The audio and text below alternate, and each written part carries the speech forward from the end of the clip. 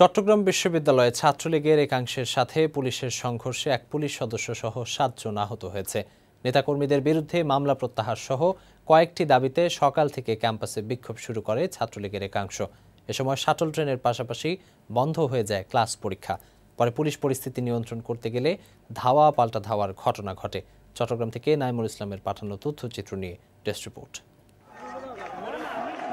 ছাত্রলীগের 6 কর্মীর বিরুদ্ধে অস্ত্র মামলা প্রত্যাহার ও তাদের গ্রেফতারের প্রতিবাদ সহ কয়েকটি দাবিতে রোববার সকাল থেকে বিক্ষোভ শুরু করে চট্টগ্রাম বিশ্ববিদ্যালয় ছাত্রলীগের একাংশ।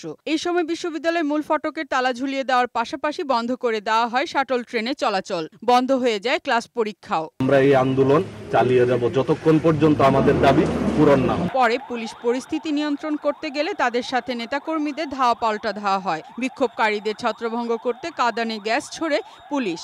সংঘর্ষে পুলিশের এক সদস্য সহ 7 জন আহত হয়েছেন। ভাঙচুর করা হয় গোয়েন্দা পুলিশের একটি গাড়ি। এই সময় 4 কর্মীকে আটক করে পুলিশ। এদিকে বিশ্ববিদ্যালয়ের উপাচার্য ডক্টর ইফতেখার উদ্দিন চৌধুরী আলোচনার মাধ্যমে সমস্যা সমাধানের বিক্ষোভকারীদের প্রতি আহ্বান জানান। বিশ্ববিদ্যালয় আইন আছে, বিশ্ববিদ্যালয় নিয়মকানুন আছে, বিশ্ববিদ্যালয় শৃঙ্খলা বিধি আছে। অবশ্যই আমরা আমাদের যে বিধি আছে সেই মতো আমরা ব্যবস্থা গ্রহণ করব। তবে বিক্ষোভকারীরা বলছে দাবি আদায় না হওয়া পর্যন্ত বিক্ষোভ চালিয়ে যাবেন তারা। পরিস্থিতি নিয়ন্ত্রণে ক্যাম্পাসে অতিরিক্ত পুলিশ মোতায়েন করা হয়েছে। ডেস্ক রিপোর্ট, বৈশাখী সংবাদ।